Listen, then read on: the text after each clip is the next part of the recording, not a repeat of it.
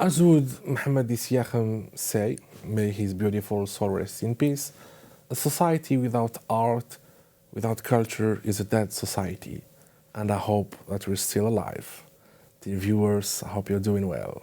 Today, as usually, we will discover two young talents, two beautiful minds who accepted to share their ideas with us, and we will discover them. Welcome, Miss Noor Boras. Welcome to Channel 7. Thank you for having us. The pleasure is mine. And the young talent, Mahrez. Thank you. Welcome to Thank Channel you for 7. having me. How are you guys? Fine. Very good. Yeah. So, tell us more about you. The audience wants to discover you. Ladies first. Okay. So, my name is Noor, and I read books and talk about them, just to make it kind of short. So, I kind of create content on social media for readers and just bring challenges to motivate them to read and just know what kind of book they want to pick next. All right, that's great. That's pretty Interesting. new and I hope. interesting. Yeah, trying. And you, Mahrez? Well, my name is Mahrez Saber. I am comic book artist and, as we say, an artist as a whole. An artist, a writer. Yeah, I write comic books and also paint. I'm a painter and sculptor. I try to be polyvalent. I am a graduate of the Fine Art School of Algiers. National Fine Art School. Yes. I've just finished my studies. Congratulations, man. Thank you. And I am here to show my first comic book, Rigor. Rigor. A spy in Algiers. This is a story that has been for 3 years when I won in a contest organized by FIBDA. 3 years ago, 2019. Yeah. It was a contest organized by FIBDA in collaboration with the Embassy of Poland. Yeah, Poland. And it's about the story of this military officer, Mieczyslaw Słowikovsky. Mieczyslaw Słowikovsky. We will come back to it. Ah, okay. All right. We'll talk about it. So, Sabrine. When did Sabrine know you have? Yeah, I two have a lot of two names. beautiful names. Thank you. So, when did you discover your passion for reading? Well, it was at a pretty young age. I didn't have much to do, and so I used to spend a lot of time home, and I'm a curious person. So there were a few books at home, because my parents read books, so I kind of try to dig into these, and I was like, oh, I kind of like this, sitting in a corner, doing nothing but reading pages. It was kind of difficult because we only had classics at home, so it wasn't really my cup of tea. But growing up, it kind of grew with me, little by little. I had phases where I wasn't reading much, so I kind of dropped it when I was a teenager. We had to move out and stuff. But eventually, I came back to it when I was in high school, and from there, it only escalated more and more and more. And it went from French books to English books, English to Arabic a little bit. Yeah. So next, I hope the goal is to be Spanish, read Spanish books. So yeah, it kind of grew with me, I think, from age 8, something like that. That's beautiful. Yeah. I remember, I think it was the same with me. That's cool. My mother used to read me stories before sleeping, and I'm not a really impatient person. So at school, when we started reading sentences, an entire text, she told me it's time to sleep. I said, okay, I will finish reading it by Very myself. tiring. Yeah. And that's how. That's interesting. Yeah. Yes. And Mahrez, Yeah. you're an artist, you're a painter. Tell us about your first drawings, your first paintings. How old were you? I think I was about the same age, like 6 or 5, when I used to draw all over the place, on walls, on every piece of paper that I found. I think I have this anecdote that my mom always tell me. Whenever they ask me what I want to do when I grow up, I always say, I want to be a drawer. And day by day, here I am. I'm still drawing and I'm still practicing. I'm still doing what I love, and what I loved, and what I'm still what I still love. And I have this opportunity to study my passion and get my my money from it. Yeah, you joined the National Fine School Art. Yeah, and joined for the first time. It was very hard to adapt. Yeah, it was a dream that came true, obviously. So I gave it my all. I didn't stop. I always trained myself to draw more and draw better, and it's an unfinished legacy, I think.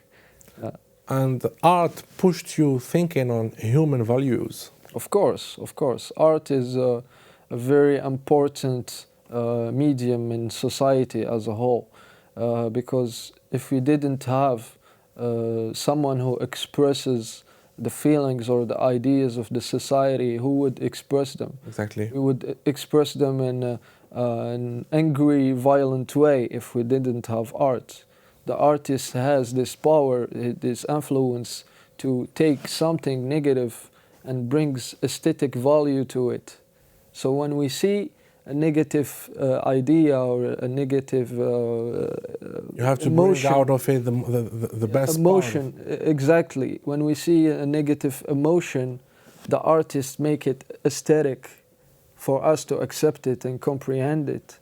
So artist sometimes acts as a psychologist, because he understands the society. This is, I'm trying to make a resume, because at the Fine Art School, this is what we study. We study psychology, we understand sociology, and all the aesthetic symbols of society. So it's very appealing to us when we comprehend the individual or society as a whole. And according to some reports, some numbers, nowadays, hatred and violence are unfortunately increasing in our world, in the entire world. And some specialists claim that the best way to heal the world is art. It's called the art therapy. According to you, how can we apply it? I mean, there is different types of healing genres. There is people often go to medicine, often to go to psychologists. Sometimes they use sports as a way to express. And art is also a way through the journey of discovering the as we call it, the left side of the brain, the creative, the artistic side of the human race. So it's very important to use art as a way to express the feelings, the urges, the negative emotions. It helps us a lot. Even when we don't feel it out, we don't understand the emotion that we are feeling. But once it's out, it's exposed, now we understand it. So it's very important to society. And according to you, Sabrine? Well, I think that when we talk about like violence and hatred and all these, they probably spawn from misunderstandings, and art is kind of a medium to try and express those misunderstandings, try and explain these. I think also literature is a type of art. I honestly see a lot of art. It is actually type of art. I see, like, for example, when we talk about stories, storytelling, etc., it kind of offers new perspectives about things. So, for example, if I read about a story of somebody that, like, someone that I'm not, someone that is completely different from me, let's say somebody with a disability, for example, that will offer me a perspective that maybe I will never experience, but I'm reading it, and so that would offer me the understanding of that experience. And that creates tolerance. And I believe that anything, I mean, in my humble opinion, anything that that is built upon tolerance and respect sort of dissipates all the hatred and the negativity we feel. So by reading and looking at art and all of these types of expressions, it helps us understand the other better, tolerate them, and thus create a better world. And the reader will become better at self-criticism. Yeah, we understand others and we understand ourselves too. It's for the culture as a whole. Exactly. Yeah. More consciousness, I believe. And then you started creating an interesting content on social media. Yeah. Tell us more. How did it all start? It kind of, well, it was a back and forth. The idea started from 2016, which is quite a while ago. It's been already 6 years. Yeah. Yeah.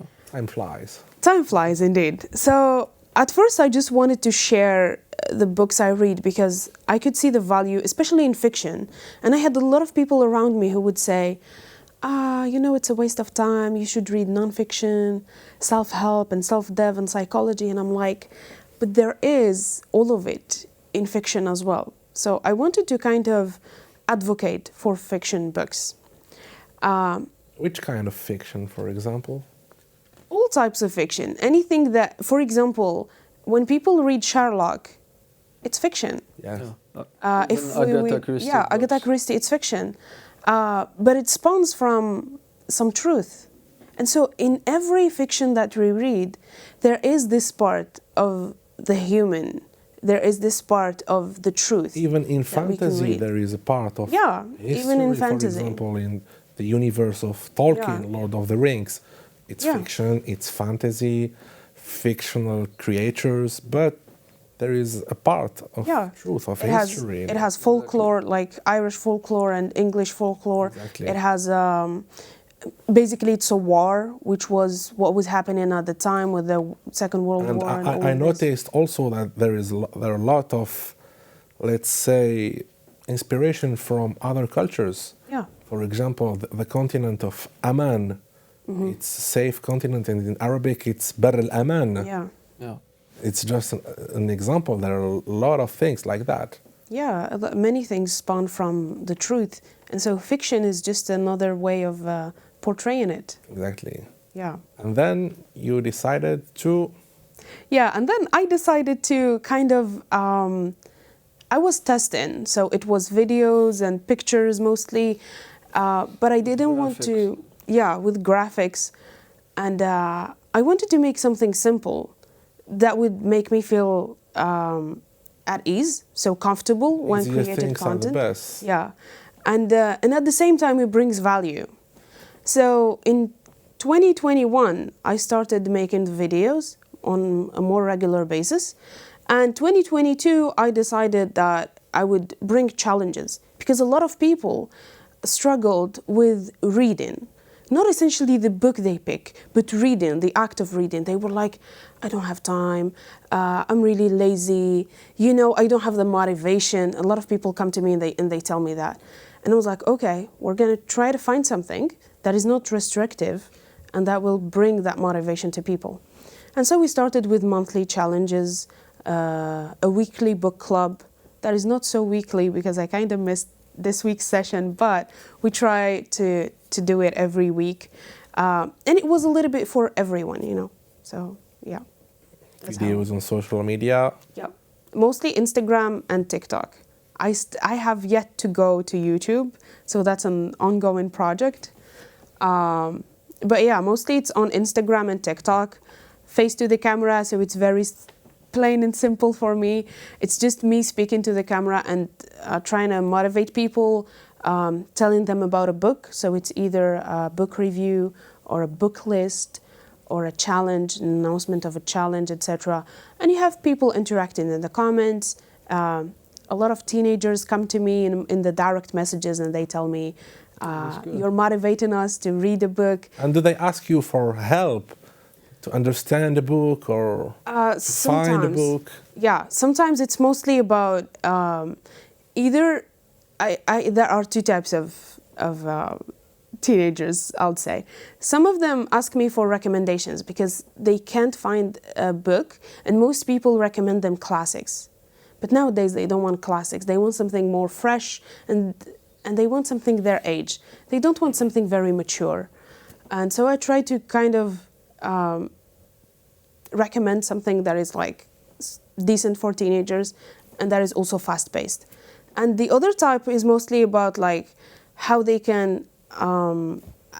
what is the word? I'm losing my words. Well, try another word. Yeah. They can absorb it. Person who makes book reviews losing Her words. words. They kind of try to improve their reading pace. So they want to read faster, or they want to read more books in a short amount of time, stuff like that. So It's not the best way.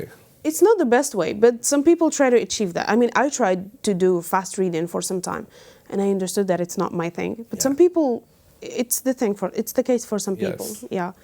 And so they also ask, a lot of people ask about that too, how I can read faster, kind of to be more productive when it comes to reading. So, All right. Yeah. And it's called the Bonsai book. Yeah, it's called the bonsai book. There's a whole philosophy behind it. Tell us more. Okay, Bonsai so trees. yeah, well, I'm really inspired by anything Asian and Japanese, especially Japanese. So when I was in high school, I love gardening as well. So my dream still today is to own a bonsai because I still don't have one, but it's on the way. So I remember when I was looking for bonsais on internet, and I was like, this plant actually requires a lot of time, a lot of effort, and a lot of patience. A lot of love. And a lot of love, exactly. So I was like, okay, it's kind of, this plant doesn't need gardening, it needs nurturing. It's like a small baby you're gonna bring and you're gonna take care of for the rest of your life, hopefully. And back and forth I was thinking, and I was like, the love for reading is kind of like a bonsai. Exactly. So you need to nurture the love for reading, just like you nurture a bonsai. It starts small and then it grows, and then you kind of need to trim it on the side, take care of it, and give it a lot of love. So that's where the bonsai book comes from. So, the Bonsai book, dear viewers, make sure to follow her Thank you. on social media. So, Mehdi. Mahrez. Sorry. Back to you. Lost in the words. Yes, I was laughing at her. She lost her words. Then it's my turn. Sorry. Yeah. So, you're also a comic book artist. Yeah. When did you discover that you had this inside you? You wanted to create a comic book. Actually, since a very young age, I was very attracted by comic books. I mean, the colors, the characters. Also in TV, we used to watch Superheroes. Japanese animations. So that Is was your always, Marvel team? It was more Japanese. All right. That's It a was tough more on question. Space Tune and Yeah, I know that's a channels tough like question. Dragon Ball Z and Naruto. All right. It, And then you wanted to do the same. Yeah, exactly. And hopefully I will, inshallah. Well, you're in the good way. You wrote this very original story. Yeah, it was actually a contest that I talked before. Yes. That I participated in. That was made by the FIBDA. Why did you choose this story? Actually, Igor, superhero in Algiers. Yeah, actually, I didn't choose the story. It was by this contest organized by FIBDA in collaboration with the Embassy of Poland. They tried to search a link between Algeria and Poland. And they find this fascinating story about this officer called Rigor. That I had the chance to win first place, actually. And that was the first edition in black and white, yes. with the cover black and white. And the second edition that is going now, 2022, with the colored... Where can we find it? Where is it available for the viewers who want to read it? Actually, it is now available for pre-order, signed copies to pre-order from the Édition Deliman Editions. The many editions. They can search it online, Édition Deliman, and even search my name, and it will pop up. So tell us more about this story, this original and also beautiful story. Yeah. So this story tells the For the record, adventure. you did it in 25 days. Yeah, I did it in 25 days. That's a record. That's crazy. That's very crazy. Actually, I spent like 25 days working from 8 to 1 a.m. I organized my time. I only had a short time, so I had definitely I needed the discipline. So first week I did all the research, watching documentaries, searching on forums, on Wikipedia, sources, and And the Embassy of Poland taking also pictures. helped you. No, actually we had only like five lines. Yes. So I had to do all the work and writing the scenario, getting all the texts and historically accurate. And then the second week was I focused on the storyboarding with pencils, and I did all the cutting. What do you call it? Yeah, the cutting from the script. And the third and the rest of the week that I had, it was only execution. So it had to be ink on paper, and it erased all the pencils. So tell us about this story quickly, without a lot of spoilers. Yeah, of course. You need to get the book in Yes. order to find out.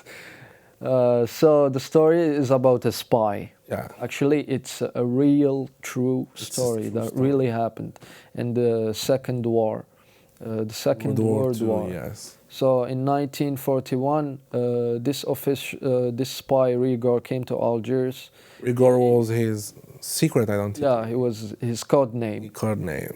as we say in a spy universe. Yes.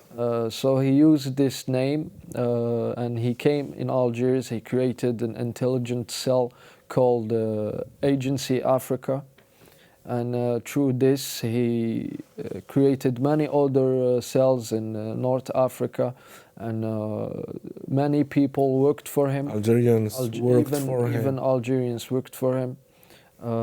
He was getting information from here to Allies? the annex, yeah, in with the Allies, England. In England, yeah. Yeah.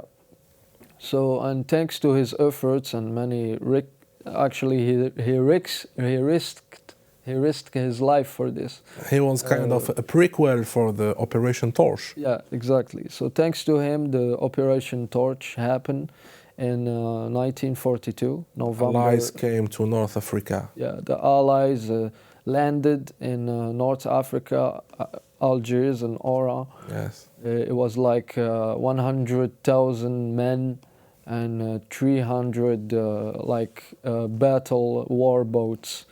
The operation was successful, obviously. Against the government of Vichy. Yeah, the Vichy regime at the time. So Algeria was colonized by the French, but thanks to him, the Nazis didn't get to North Africa, so Yes. we're happy for that. And at the end of the story, he got decorated with the Legion of Merit.